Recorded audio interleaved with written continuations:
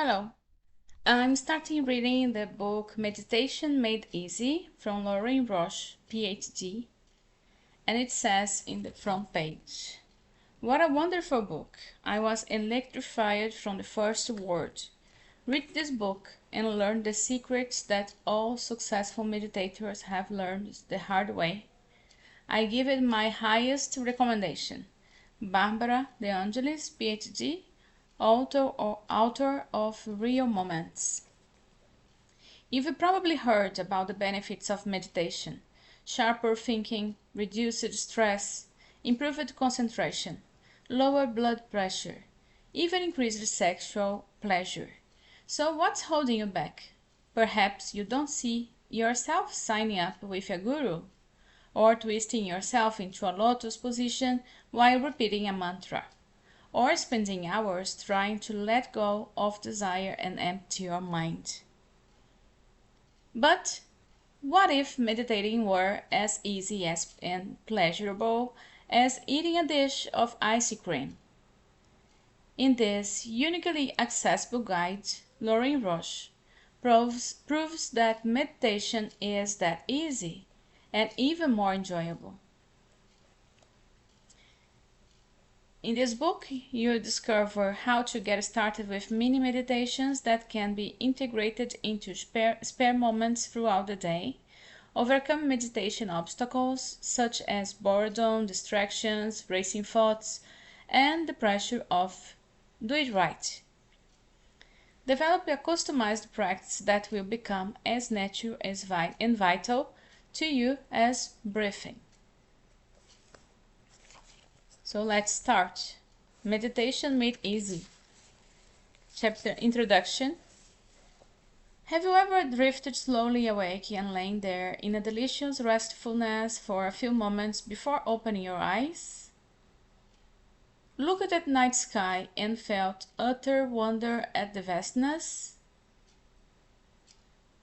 Merged so deeply with the melody and rhythm of music you love that your sense of self disappeared in the ocean of sound? Maybe, huh? Felt electricity coursing through your body when you made love, at the moment of orgasm, being filled with brilliance of fireworks, or in the afterglow, felt your body shimmering and pulsing with a vibrant peace? Did you inhale the smell so delicious, perhaps your favorite dish, when you were really hungry, that you almost swooned? Sat by a river, conscious of its steady flow, and entered into a sense of stillness? Or have you been so in love that your heart seemed to turn to light? Then you have already experienced meditative awareness. These are all spontaneous experiences, typically lasting from a few seconds to a few minutes. Attention expands beyond its confines and touches something greater, something of the essence of life. Human beings have been experiencing these sorts of things since before there was the language to speak of them. Meditative experience is so different from these naturally occurring moments. It is just intentional. What I am calling a meditation technique is paying attention to the rhythm of such an experience, tracking it through all its phases, and returning again and again to be educated by it. Most of what is meant by practicing meditation is just spending time being in the presence of such a quality of attention, then enjoying the effect on your daily life. Meditation is the practice of developing your capacity for rich experience. Each of us is a yogi for half a second when we stop to smell the roses. It's all there in that moment of conscious, grateful breathing. When we cultivated our gratitude for breath, something good happens at a deeper level. We make friends with life. Welcome. Something has led you to be interested in meditation. Your curiosity, your desire to explore, a longing for a little rest and relaxation, or the recommendation of a friend or doctor. Well, come on in. Meditation is a great gift to give yourself. It is a way to experience a higher quality of life just by going inside yourself and touching your center for a moment. It is a brief retreat from the world that lets you re-enter the world with a more vivid presence. If you have never meditated before, this book will be your guide to some of the simplest and most widely practiced meditations in the Western world. They are all simple techniques you can do on your own. They involve things like paying attention to your breathing, listening to quiet sounds, and tracking the movement of your thoughts. You can start by doing the exercise for 1 or 2 minutes at a time, and as you grow more skillful, you can meditate longer. If you have meditated before, you probably started and stopped a number of times, looking for ways of practicing that suited your individual nature and lifestyle. You may have learned a technique from a friend, a teacher, or on a class that did not suit you. Perhaps it was like a shoe that doesn't quite fit. Okay to try on at the store, but uncomfortable to walk in. My approach is about taking what unusually seem like obstacle to meditation, your busy mind, your long days, your desires, and making them into your allies. You will find the exercise in this book useful for getting started again and for learning how to customize your meditation to your needs. You also may find that the exercise help your meditation become easier, more restful, and more interesting. You will find this is a come as you are meditation. You do not have to be other than you are to begin. There are no impossible to do techniques, no uncomfortable postures, no onerous rules to follow. If you invest the time in exploring how your individual nature interacts with these techniques, you will likely develop some powerful tools to enhance your life. The work for you is to engage your curiosity and sense of adventure. The rewards are a greater ability to pay attention to life and to love. Almost everything we think of a meditation is flavored slightly with the view from behind the monastery walls. The ideas that in meditation you are supposed to sit still and make your mind empty, aspire to high spiritual ideals, override or kill the ego, and cultivate detachment from things. All these come from the spiritual tradition for recluses. They may be wisdom if you are a monastic, but they are poison if you live in the world, the real world. These are not general truths any more than the rules for ping pong are universal, applying to tennis, golf, volleyball, baseball, and every other sport. Meditation is about being intimate with your deepest self.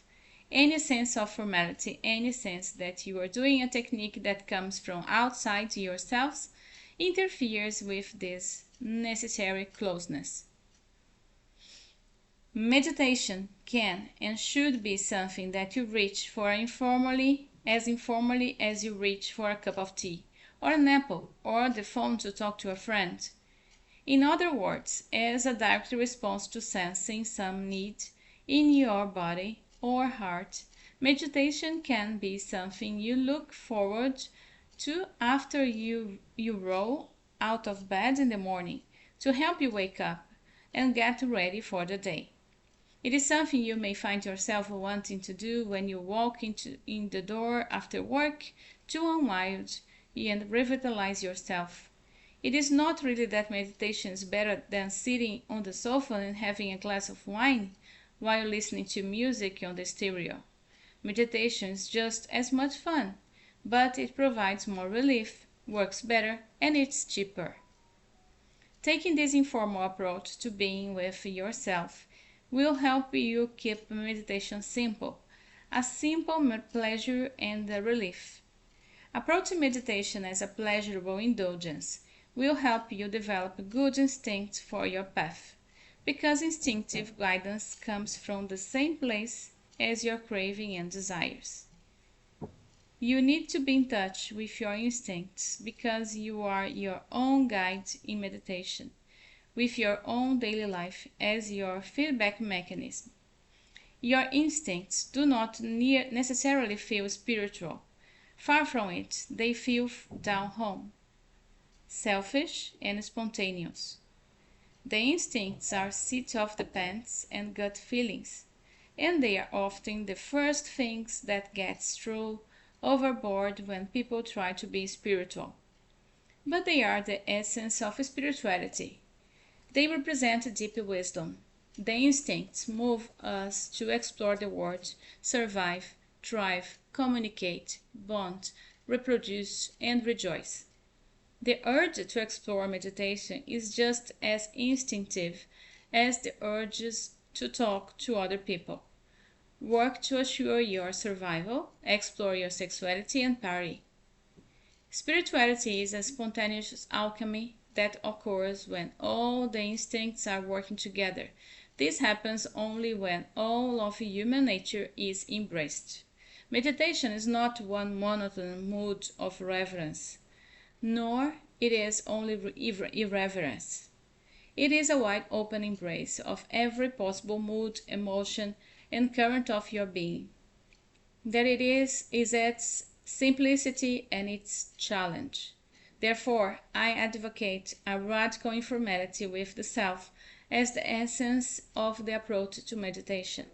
In an informal approach, the rebel in you is just as important as the sincere seeker.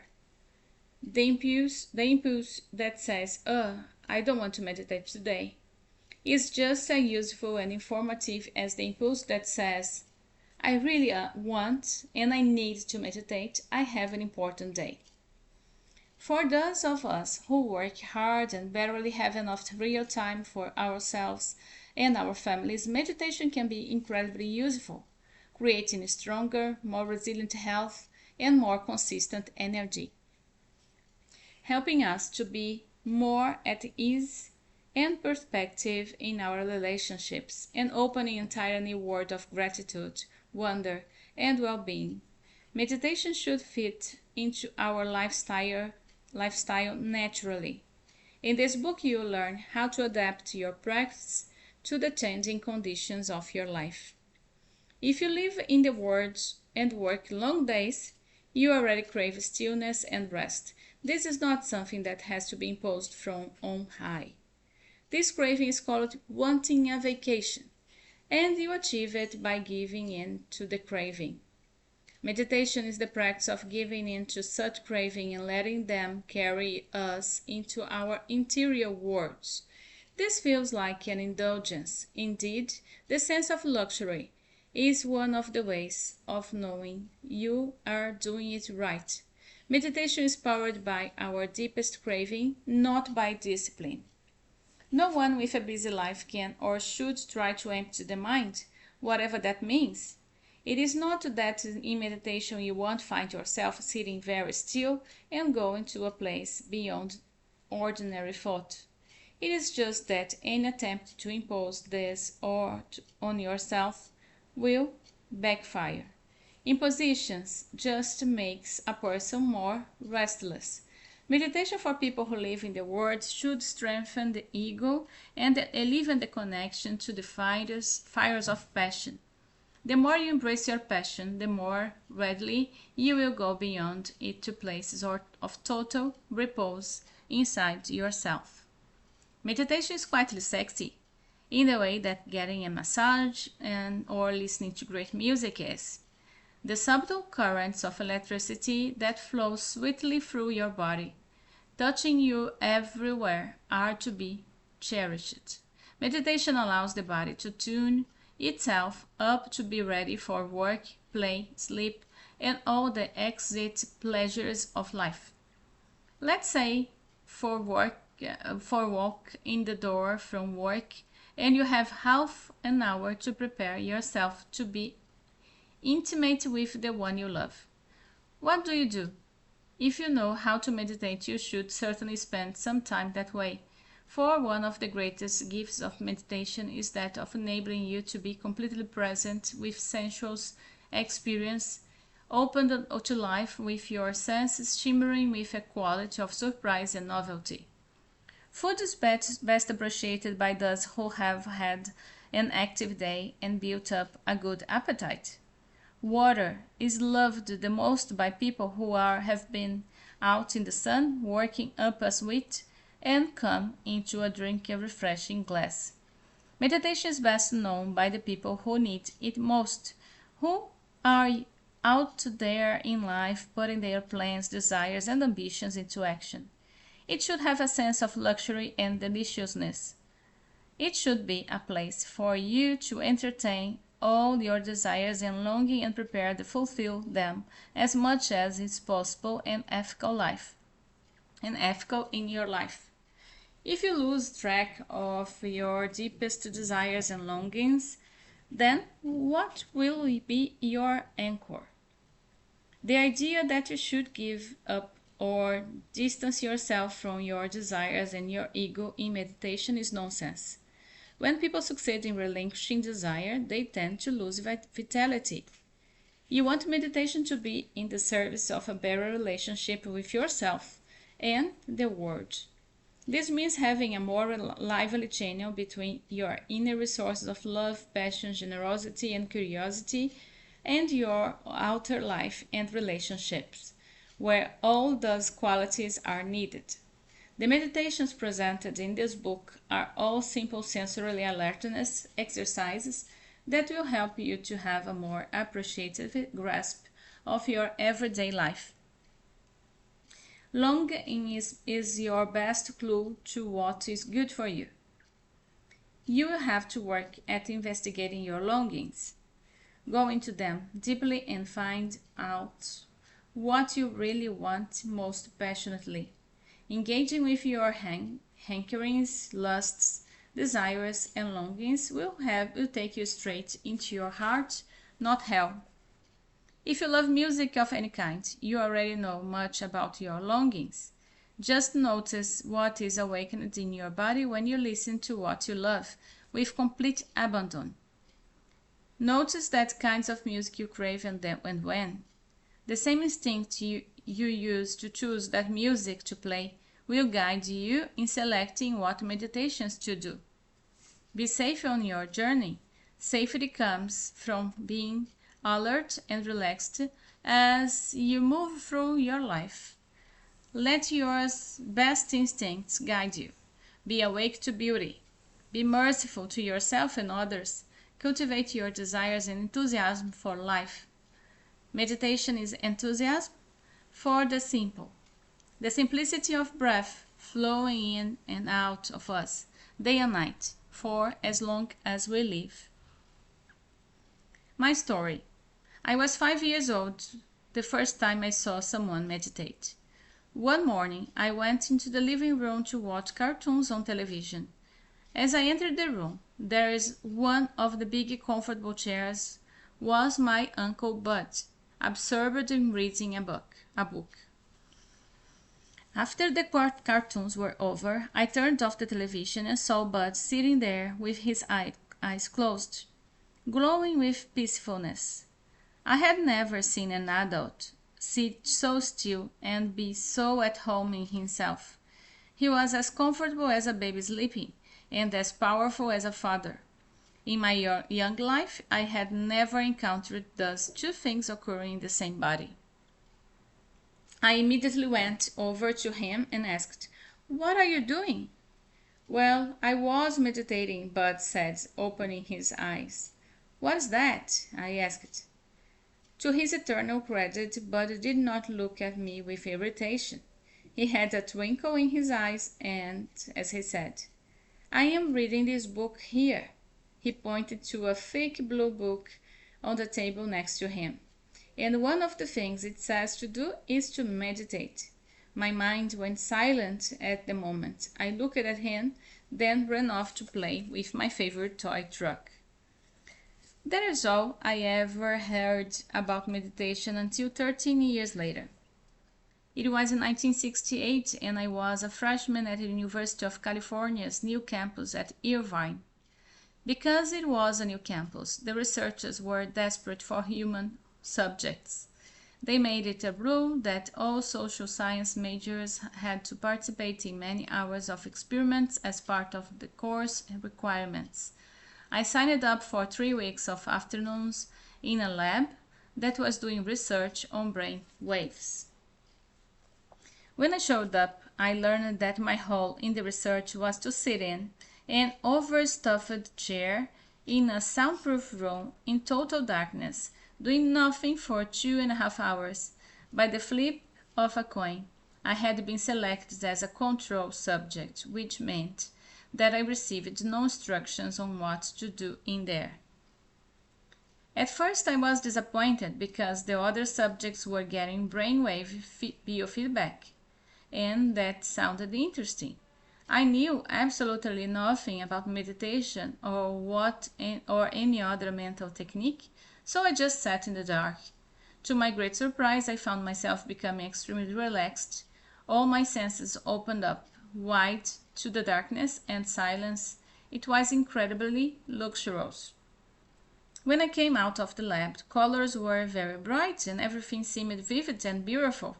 I found I could do my calculus homework in less time than usual, and writing essays for literature class was much easier.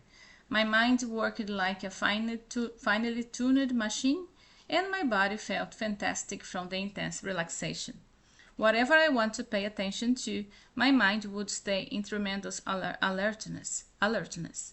Rather than taking hours out of my day, the afternoons in the lab seemed to give me extra time for life. After the experiment ended, I missed having the quiet time, so I started sitting in a darkened room with my eyes closed and my ears plugged. One day, a few weeks later, a woman on the research team showed me a little paperback book she was reading. It was Zen Flesh, Zen Bones by Paul Reps. It is still in print and currently published by Shambhala. I opened it to the back, to a chapter named Centering, and saw a list of 100 or so classical meditation techniques.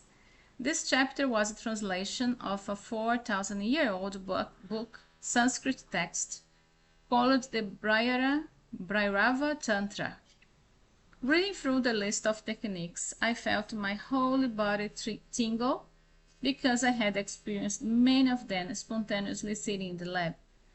The Bhairava Tantra became my guide, and I kept the book with me for years. Somehow, I still have that original copy, although its pages have come loose. It is my velveteen rabbit. It is worn out from being loved. Because I needed a job, I wound up working in that lab as a research assistant. Part of my job was to train people in basic meditation techniques and then measure the effects on their brainwaves. This led to my becoming a full-fledged meditation teacher. Over the last 30 years, I have worked with thousands of people in many settings, in homes, businesses, hospitals, homeless shelters, mountain retreats, and island resorts. I have found that meditation can be joyful and spontaneous for most people. It is this experience I share with you in this little book. You will have your own way of learning that, indifferent from anyone else's. Have fun with meditation. Let it be a useful and beneficial experience. Go ahead and explore. So the continuation comes in the next video. Bye bye.